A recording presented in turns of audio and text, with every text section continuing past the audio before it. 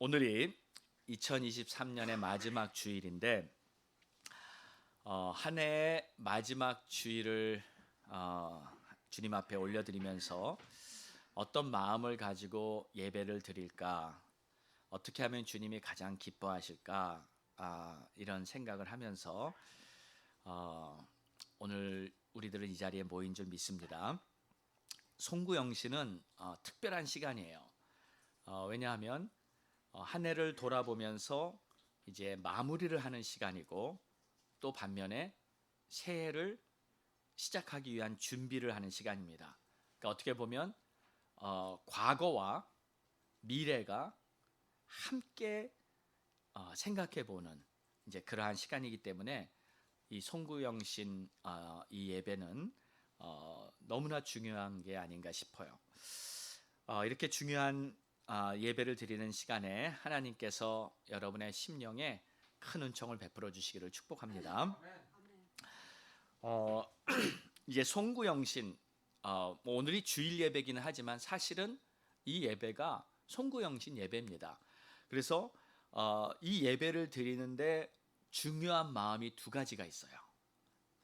첫 번째는 이제 한 해를 돌아보면서 평가를 할 줄 알아야 합니다. 평가.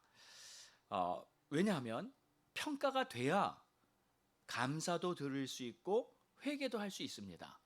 그렇지 않습니까? 예. 또 두 번째 중요한 이유는 이제 새해를 준비하면서 계획을 하고 새 마음을 가져야 되는데 이 새해에 대한 내용은 이제 다음 주에 제가 전하도록 하겠습니다. 그러니까 오늘은 첫 번째 이제 한 해를 돌아보면서 이제 평가를 해야 한다, 이러한 말씀을 전하고 싶은데, 여러분, 평가를 하려면 한 가지 필요한 게 있어요. 기준이 있어야 평가가 됩니다. 아멘입니까? 예. 그러니까 어떤 기준을 가지고 내가 한 해를 평가할 것인가? 뭐 남들은 한 해를 이렇게 살았대. 근데 나는 어떻게 살았지? 혹은 세상이 지금 이렇게 돌아가는데 내가 좀 더 잘했어야 하는데, 뭐 이런 것이 우리 평가의 기준이 될까요? 우리는 남들과 비교해서 기준을 잡는 게 결코 아닙니다. 뭐 남들보다 내가 좀 잘했으면 잘한 한 해가 된 거고, 좀 못했으면 못된 한 해가 된 거고, 뭐 그저 그랬다, 뭐 이런 것이 우리가 한 해를 평가할 수 있는 기준이 될 수 있는 게 아니죠. 우리가 평가할 수 있는 하나의 기준은 1차적으로 하나님과 나와의 관계인 줄 믿습니다. 하나님과 나와의 관계. 기도하는 가운데 제 마음에 떠오른 한 가지 기준이 있었어요. 무엇을 기준으로 나는 하나님과 나와의 관계를 올바로 세웠다고 말할 수 있는 것인가? 그것은 바로 나는 하나님의 부르심에 어떻게 응했나? 하나님께서 나를 부르셨을 때 나는 어떻게 응했나? 그 부르심 앞에 내가 순종과 믿음으로 잘 응했던 그러한 한 해였다면, 그런 분은 금년 한 해 이제 뿌듯한 마음, 만족스러운 마음을 가지고 이제 가볍게 새해를 맞이할 수 있을 거예요. 우린 뭐 남들과 비교할 필요도 없고, 뭐 세상 돌아가는 거, 뭐 지금 전쟁과 환란의 소문, 요즘 뭐 지진이 그냥 5대양 6대주 그냥 다 터지고, 여러분 그 캘리포니아에 뭐 쓰나미라고까지는 표현 안 하지만 10m 파도가 쳤다는 거 뉴스에서 들으셨죠? 여기 그 북가주인가요? 여기 바로 위쪽에서 그 옥스날드 지역에 하여튼 5만 가지 상황들이 펼쳐지는데, 뭐 세상이 어떻게 돌아간다고 그거에 신경 쓰면서 내가 한 해를 돌아볼 것도 아니고요. 가장 중요한 것은 주님과 나와의 관계. 나는 어떻게 한 해를 보냈나? 베드로가요, 이런 성향이 있었어요. 이제 부활하신 주님께서 이 디베랴 바닷가에 나타나셔서 베드로와 다른 제자들을 만나셨습니다. 그때가 언제냐면, 베드로는 이제 수제자로서 열심히 주님을 잘 따르다가 막판에 큰 소리도 쳐놓고서는 예수님을 3번이나 부인했어요. 나는 예수를 모른다. 저주까지 하면서 부인했던 그러한 제자였습니다. 자기도 알지요. 자기가 호언장담했던 그 말, 그러나 그것을 지키지 못했던 자신의 나약함. 그래서 베드로는 상당히 큰 낙심에 빠져 있었습니다. 근데 주님이 베드로에게 나타나서 물었어요. 내가 나를 사랑하느냐? 그리고 베드로는 그 질문에 응답을 했습니다. 자, 그때 주님께서 베드로에게 이렇게 말하셨어요. 내 양을 먹이라. 그리고 네가 앞으로는 원하지 않는 곳에 가고 원하지 않는 모습으로 사람들에게 당하게 될지 모른다. 그러나 너는 나를 따르라. 그게 예수님께서 베드로를 향한 부르심이었어요. 그때 베드로가 뭐라고 얘기를 하냐면 옆에 있던 자기 친구 제자죠. 자기 친구를 가리키며 그럼 주님 이 사람은 어떻게 되는 겁니까? 하고 이렇게 물어봐요. 그때 예수님께서 그 사람이 어떻게 되든지는 너는 상관하지 말고 너는 나를 따르라. 무슨 말입니까? 우리 주님은 우리에게 이렇게 말씀하시는 거예요. 다른 사람과 비교하거나 상황이 어떻게 내가 그거를 생각하지 말고 내가 너를 부른 그 부르심에 너는 잘 순종으로 따라야 한다. 여러분 이것이 바로 하나님이 우리를 향한 부르심인 줄 믿습니다. 그래서 우리도요 각자 주님께서 나를 어떻게 부르셨나 그것을 먼저 기억해 봐야 합니다. 그리고 지나온 한 해를 그 주님의 부르심에 나는 어떻게 지냈나 평가해 보아야 하는 거예요.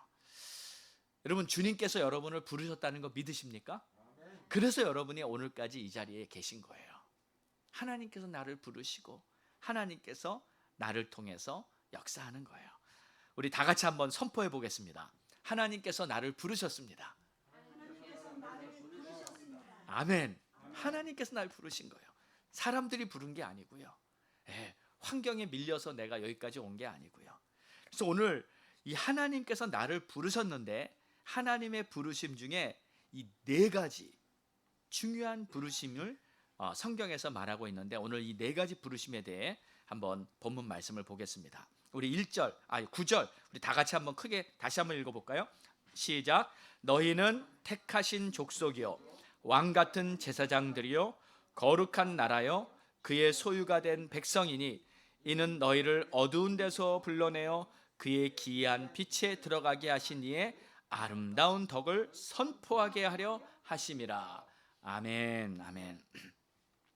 자, 여기서 첫 번째 우리의 부르심은 택하신 족속이라고 말씀하십니다. 그러니까 나는 하나님께 선택을 받았다는 사실부터 먼저 우리가 기억해야 돼요. 그러니까 선택받았다는 말은 하나님께 은혜를 입었다는 뜻입니다. 그러니까 여러분 은혜라는 말이 뭐죠? 은혜라는 말은 내가 뭔가 자격이 돼서 내가 뭔가 잘해서 하나님이 나를 택하셨다. 그게 아니고 그냥 주님께서 먼저 나를 선택하신 거예요. 그래서 내가 뽑히게 된 겁니다. 여러분 지난주에 마리아 성탄절을 통해 우리 마리아가 너가 하나님께 택함을 받아 큰 은총을 받은 자라고 말씀하신 내용이 나오잖아요. 마리아가 죄가 없는 여인, 마리아가 아주 믿음 좋은 여인, 마리아가 최고의 여인이라서 하나님이 마리아를 선택한 게 아니에요. 그건 우리 인간적인 생각이에요. 아브라함이 믿음이 좋고 하나님께 순종을 잘해서 그를 민족의 조상 아브라함을 하고 택한 게 아니에요. 야곱이 믿음이 좋고 하나님께 순종을 당해서 내가 너를 이스라엘의 조상으로 만들겠다고 택한 게 아니에요. 처음부터 하나님께서는 정말 죄인인 우리들을 하나님의 그 뜻 가운데 선택을 하시고 그 선택으로 말미암아 우리는 은혜를 입고 지금까지 계속 인류 역사가 진행된 것입니다. 우리는 자꾸 우리 생각으로 하나님 앞에 나의 기준을 가지고 하나님을 이해하려고 하기 때문에 오해를 하거나 하나님을 온전히 믿지를 못하는 거예요.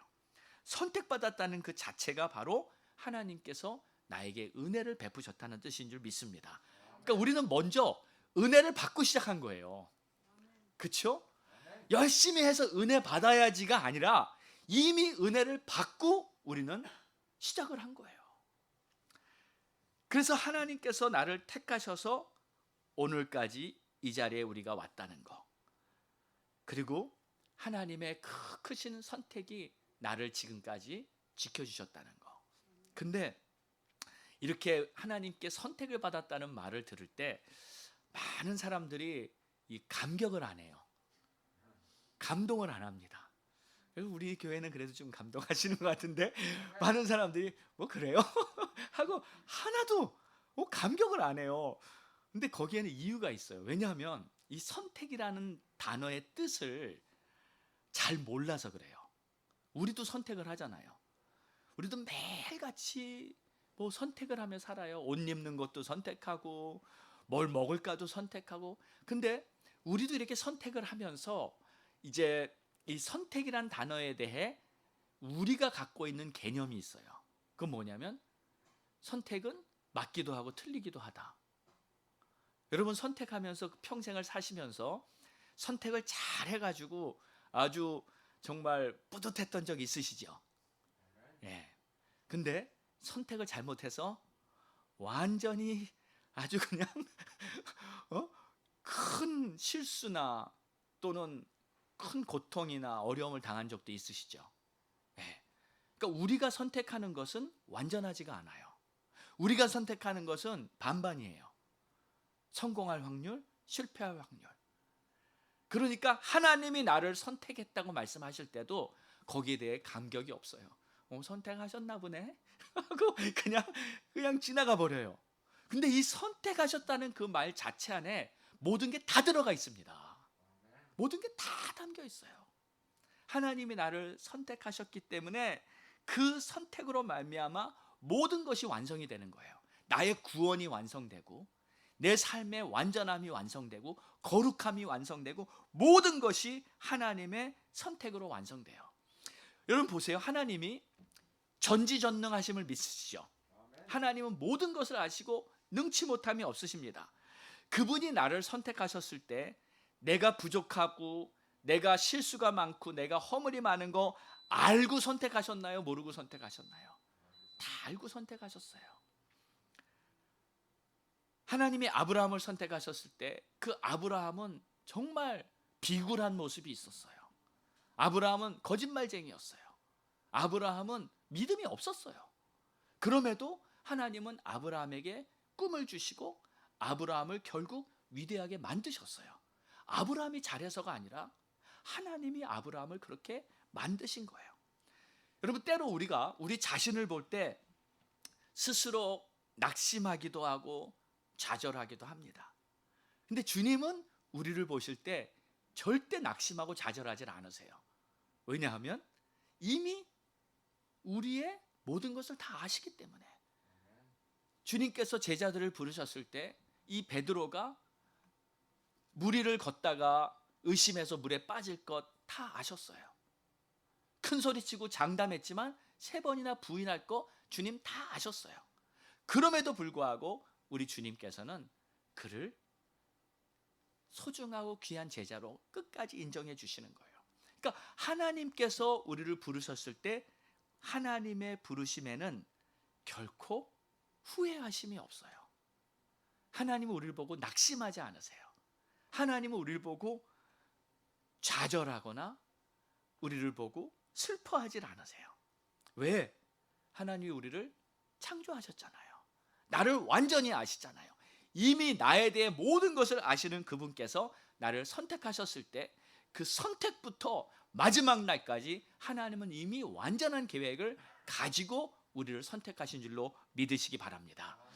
자, 그렇기 때문에 이제 우리가 이 하나님이 나를 선택하셨다는 것을 다 깨닫지 못해서 그렇지 그 주님의 선택하심 안에는 하나님의 모든 은혜가 다 담겨 있다는 것을 우리는 믿어야 해요. 우리를 향한 하나님의 자비하심, 우리를 향한 하나님의 긍휼, 그리고 하나님이 우리를 바라보시면서 가지고 계신 그 주님의 소망, 기쁨, 그리고 내가 아무리 부족하고 실수를 해도 계속 용서해 주고 사랑해 주시는 거. 그리고 하나님이 우리를 향한 꿈이, 여러분 한 분 한 분을 향한 꿈을 하나님은 여러분을 선택하실 때부터 심어 주셨습니다. 그래서 그 꿈이, 하나님의 꿈이 우리의 삶을 통해 이루어지게 되는 거예요. 그래서 하나님이 나를 선택하셨을 때는 내가 너를 통해 나의 영광을 나타내고 나의 꿈을 이룰 것이고 너를 향한 선하고 기뻐하시고 완전하신 뜻을 내가 이룰 것이다 하는 하나님의 집념마저도 우리를 선택하신 그 선택 속에 담겨 있는 거예요. 또 앞으로 하나님께서 이루실 하나님의 계획, 계시마저도 하나님의 그 선택 안에 이미 다 담겨 있고, 그게 이미 내 안에 하나님의 나라로 임한 겁니다. 할렐루야. 그러니까 하나님께서 나를 선택하셨다 했을 때는 그 말씀 안에 이미 모든 것이 다 담겨져 있어요. 그리고 그렇게 큰 선택을 받았기 때문에 결국 나는 주님 앞에 존귀하고 보배롭고 소중한, 천하보다 귀한 한 하나님의 아들, 딸로서 주님 앞에 서게 되는 거죠. 이제 감격이 되십니까? 이게 엄청난 은혜예요. 그래서 내가 하나님 앞에 이러한 큰 은혜를 받았다는 이것을 기억하고 하나님의 부르심을 향해 나아가야 하는 것입니다. 자, 우리 옆에 분에게 한번 이렇게 인사해 주겠습니다. 당신은 주님 앞에 보배롭고 존귀한 존재입니다. 주님 앞에 보배롭고 존귀한 존재입니다. 아멘, 아멘. 자, 두 번째는 우리의 부르심은 왕 같은 제사장이라고 하셨습니다. 왕 같은 제사장. 자, 이 말의 뜻은 이제 모든 사람에게 하나님께서 제사장의 권세를 주셨다는 거예요. 자, 신명기 21장 5절 그 다음 페이지를 보시면 하나님께서 제사장에 대해서 이렇게 말씀하십니다. 다 같이 읽어보겠습니다. 시작. 그들은 내 하나님 여호와께서 택하사 자기를 섬기게 하시며 또 여호와의 이름으로 축복하게 하신 자라. 모든 소송과 모든 투쟁이 그의 말대로 판결될 것이니라. 아멘. 자, 첫 번째 제사장의 역할이 뭐예요? 하나님을 섬기는 거예요. 그래서 구약 시대에는 오직 제사장들만이 하나님을 섬길 수 있었습니다. 평신도들은 하나님을 섬길 길이 없었어요. 감히 아무나 하나님 앞에 나오지도 못합니다. 성전의 일 아무나 못합니다. 오직 택함 받은 제사장 그리고 레위 지파만 성전의 일을 하지, 보통 사람들은 성전 들어오지도 못해요. 뭐 일을 하긴 뭐 아무것도 못합니다. 하고 싶어도 못합니다. 이렇게 특권적으로 받은 제사장들만 하나님을 섬길 수가 있었어요. 또 두 번째 제사장의 역할이 뭐예요? 여호와의 이름으로 사람들을 축복하게 하셨어요. 그러니까 하나님의 이름으로 제사장은 사람들을 축복해 줄 수 있어요. 제사장이 성도들에게 복을 빌어주면 그 복이 성도들에게 임합니다. 이게 하나님께서 제사장에게 주신 권세예요. 그런데 이 제사장에게 주신 권세를 어떻게 했다고요? 이제 모든 성도에게 다 주셨어요. 그러니까 누구든지 하나님을 섬길 수 있는 기회를 얻게 된 거예요. 누구든지 성전에서 교회를 위해서, 하나님의 나라를 위해서 하나님을 섬기는 일을 이제 누구든지 다 할 수 있도록 하나님이 문을 활짝 열어주셨어요. 또 두 번째는 누구든지 여러분들도 다른 사람을 축복해 줄 수 있어요. 네. 저는 이걸 알고 나서 제일 먼저 한 게 우리 아이들 결혼하고 우리 아이들, 우리 딸도 오늘 여기 와 있지만 매일같이 그냥 그 안수기도를 해줬어요. 저는 손을 얹고요, 머리에 손을 얹고 어렸을 때부터 매일같이 안수기도 해주면서 하나님 우리 딸 축복하세요, 우리 아들 축복하세요, 주의 종으로 귀하게 쓰임받게 하세요. 저는 셋을 다 주의 종으로 바쳤어요. 근데 지금 현재는 하나만 이제 둘도 갈 줄 믿습니다. 왜냐하면 그것처럼 복된 일이 없거든요. 그것처럼 영광스러운 일이 없어요. 인생 태어나서 세상 일 하는 것보다 주의 일 평생토록 그냥 마르고 닳도록 하면서 사는 것보다 더 영광스럽고 복된 게 어디 있겠습니까? 자, 그래서 이렇게 우리 모두에게 사람들을 축복할 수 있는 기회를 주셨는데, 여러분 꼭 지금 다 커도 좋아요. 계속 자녀들 축복해 주시고요. 만나면, 요번에 새해 또 만나면 같이 기도하면서 복을 빌어주세요. 그 복이 그대로 임합니다. 형제들도 마찬가지고요. 계속 축복 기도를 해줘야 되는 거예요. 이게 하나님께서 우리에게 주신 왕 같은 제사장의 권세를 주셨다는 거예요. 자, 그런데 이제 이렇게 이미 하나님이 주셨어요. 왕 같은 제사장을 우리를 부르셨고 이렇게 하라고 말씀하셨는데, 이게 특권인 줄을 몰라요. 아직도 많은 사람들이 이게 특권인 줄을 모르고 이걸 가지고 감격하지도 않고 그냥 모르고 있어요. 그러니까 주의 일을 하는 게 이게 얼마나 큰 축복인지 사람들이 모르더라고요. 교회 다니는 사람들이 정말 대부분의 사람들이 그래요. 하나님의 일을 하는 거를, 저는 큰 교회에서 이렇게 있어 봤잖아요. 뭐 3,000명, 4,000명 이렇게 되는데, 그나마 제가 섬기던 교회는 아주 열심히 특심 불이 활활 타오르는 교회였어요. 그런데도 정말 주의 일을 열심히 하는 사람은 성도들 중에는 한 30%? 40% 많아야 그 정도였던 것 같아요. 네. 보통 교회 가보면은 주의 일을 열심히 하는 그러한 대형 교회를 보면 특히 더 그래요. 이 퍼센테이지 수는 아주 1단위 수예요. 10%가 안 됩니다. 오히려 작은 교회, 개척교회는 할 사람이 없어라도 내가 해야 되잖아. 근데 그게 축복입니다. 그게 축복이에요. 할 사람이 없어서라도 다 열심히 일하는 그런 교회는요, 하나님께서 귀하게 보시는 거예요. 하나님은 이 양보다 질적으로 우리가 얼마나 하나님 앞에 남김없이 드리냐를 보시잖아요. 만약에 10명의 성도가 10명이 하나님 앞에 다 열심히 뛰는 그러한 교회라면 하나님 앞에 그 교회는 100점입니다. 1000명이 있는데 그 1000명 중에 100명도 일을 안 해요. 그럼 그 교회는 하나님 보셨을 때 얼마나 악하고 게으른 자라고 하나님이 책망하시겠어요. 그렇지 않습니까? 그러니까 저는요, 제가 이렇게 교회 그래도 한 20년 목회와 선교를 하면서 이렇게 쭉 돌아보니까 큰 교회를 세우는 것보다 작은 교회를 한 100명이 그냥 특공대처럼 뛰는 그런 교회를 한 10개 세우는 게 훨씬 더 좋겠더라고요. 아멘 안 하시네. 별로 동의 안 하시. 그렇지 않습니까? 교회가 작아야 성도들이 다 뛰어요. 다 일을 해요. 하나님 앞에 열심히 주님을 섬기는 기회가 있어요. 근데 교회가 크니까 어떻게 하면 안 할까, 빠질까, 이런 생각들을 많이 하더라고요. 어쨌든 우리가 주님을 섬길 수 있다는, 일을 할 수 있다는 이 자체가 특권 중에 특권임을 믿으시기 바랍니다.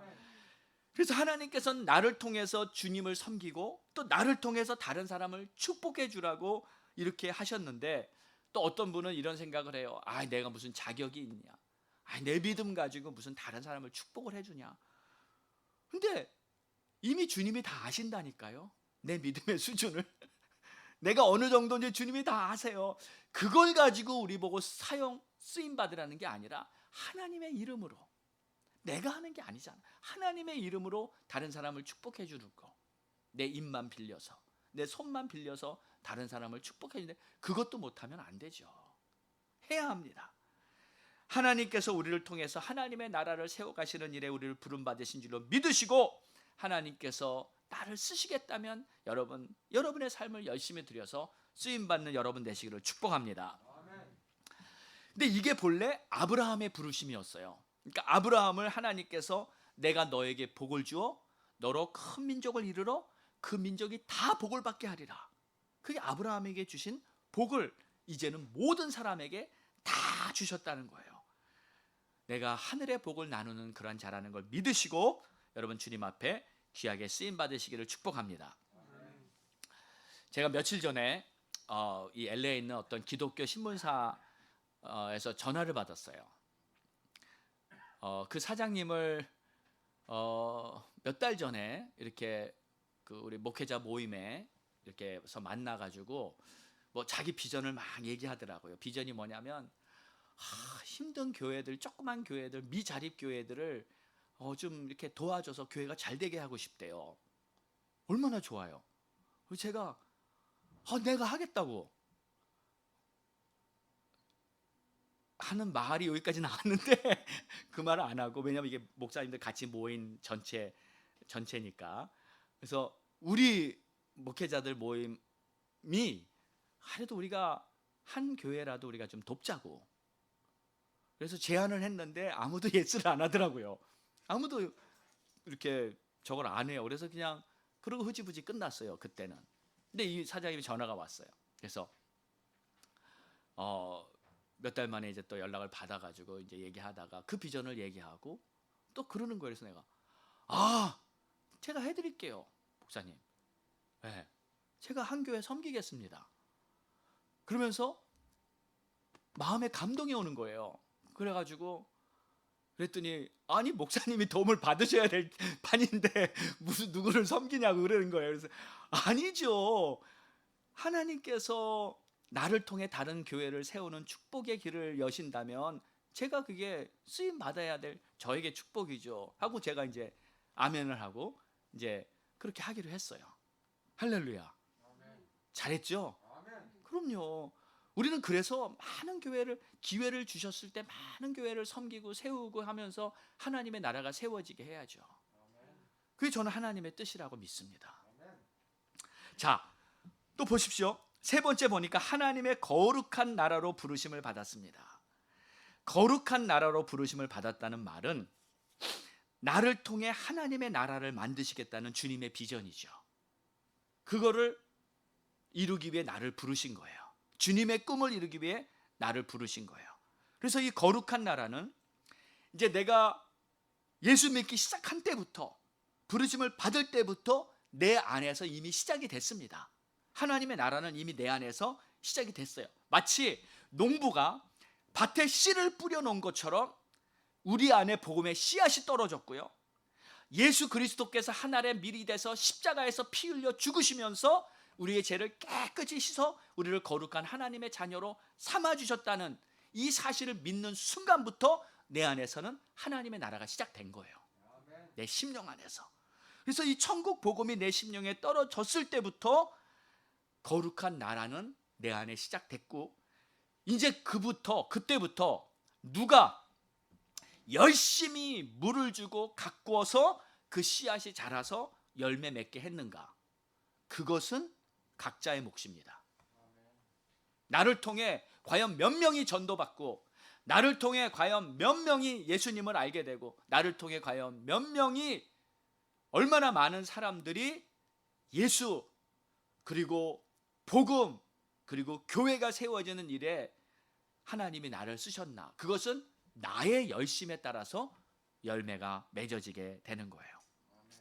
그래서 공평합니다. 우리 주님은 각자에게 맞는 달란트 그리고 기한을 주시고 우리가 노력한 대로 우리 주님이 우리를 평가해 주세요.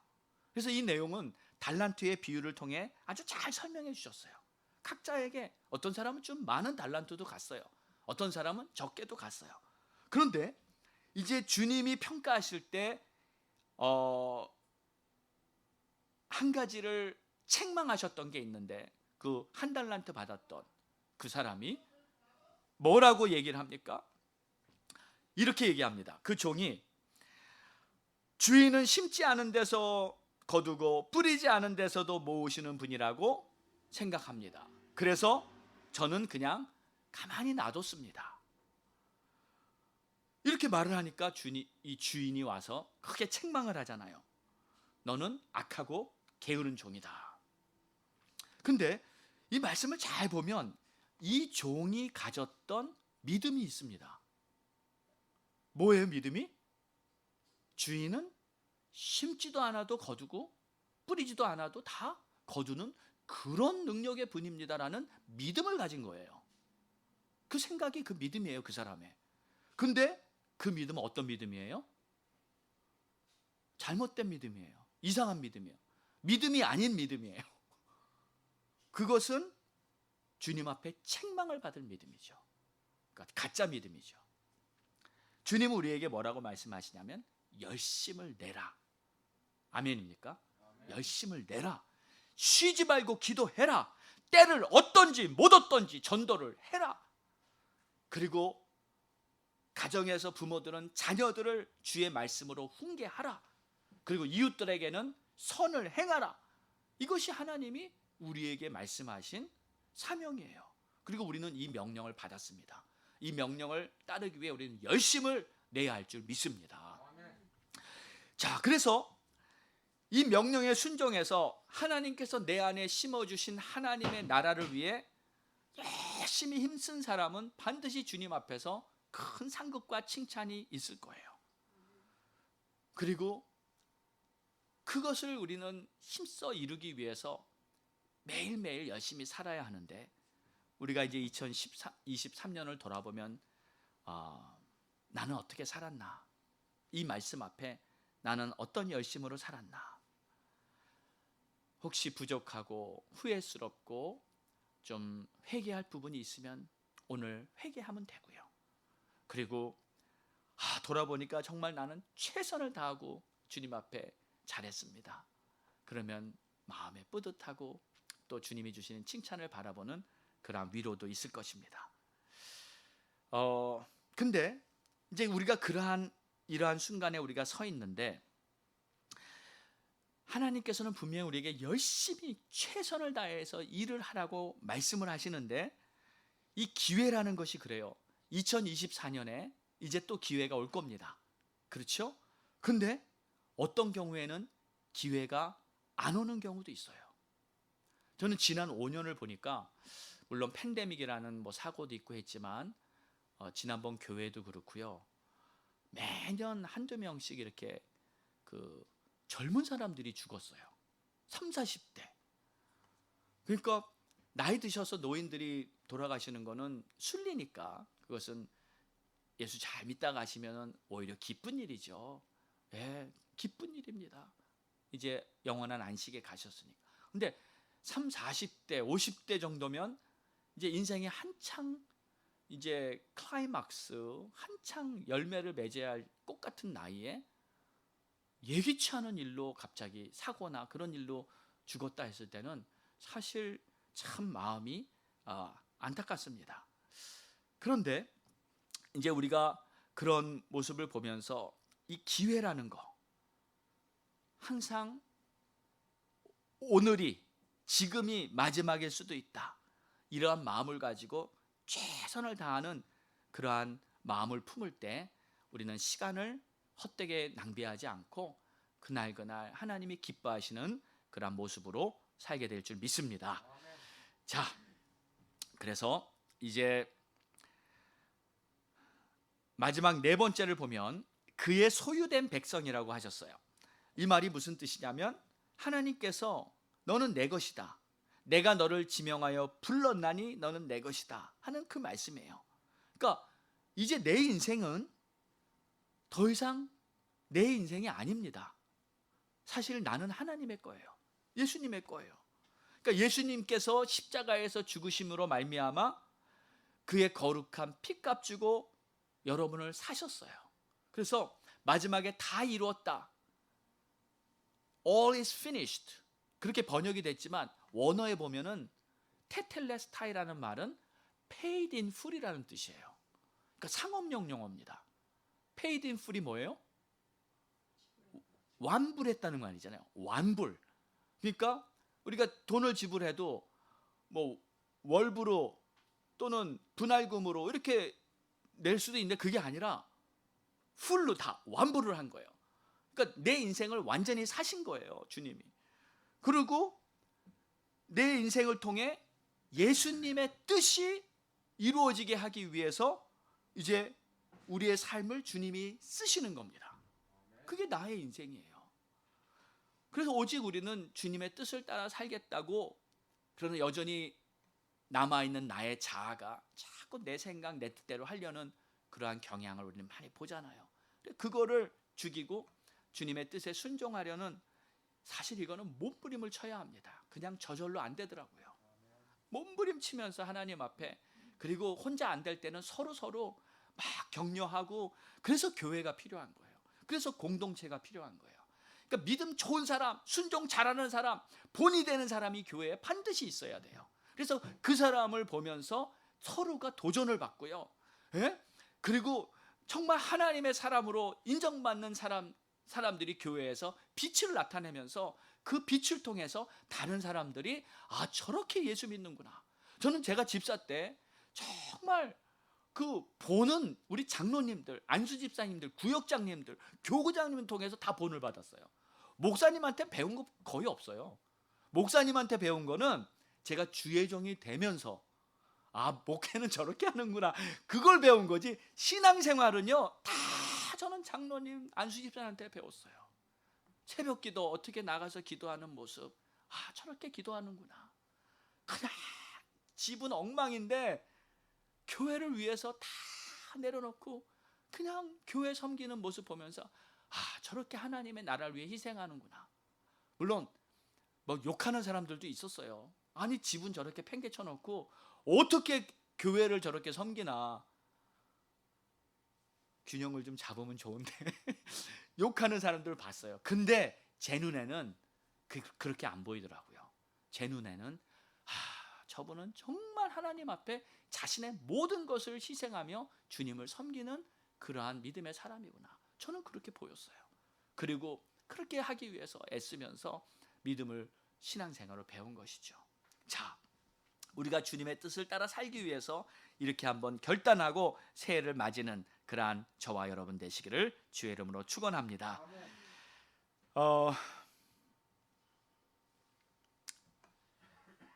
기차를 타려고 하는데 좀 늦었어요. 그래가지고 막 뛰면서 출발하려고 하는 기차에 달려가서 겨우 기차에 올라탔습니다. 그런데 그만 내 신발 한 짝이 벗겨져 버리고 나는 기차에 올라타 버리고 말았어요. 그 신발은 기차 플랫폼에 이렇게 떨어져 버린 거죠. 기차는 이미 떠나고 있고, 여러분 어떻게 하시겠어요? 어떻게 하시겠어요? 뛰어내리시겠습니까? 어떻게 하시겠어요? 그 순간에. 아멘입니다. 그렇죠. 한 짝 내가 신고 있는 그 신발을 빨리 벗어서 떨어진 그 자리 옆으로 던져가지고 누군가가, 그 신발이 필요한 사람이, 가난한 사람이 신발 있네. 근데 한 짝만 있으면 그게 무슨 소용이 있겠어요? 한 짝만 있으면. 두 짝이 다 있으면 그 사람을 도와줄 수 있는 그러한 기회가 되지 않겠어요? 그러니까 이게 제사장의 마음이에요. 이게 다른 사람을 생각하는 그 마음을 먼저 가졌을 때 내 신발을 벗어줄 수 있는 거예요. 그 마음을 우리 주님께서는 우리에게 원하시는 거예요.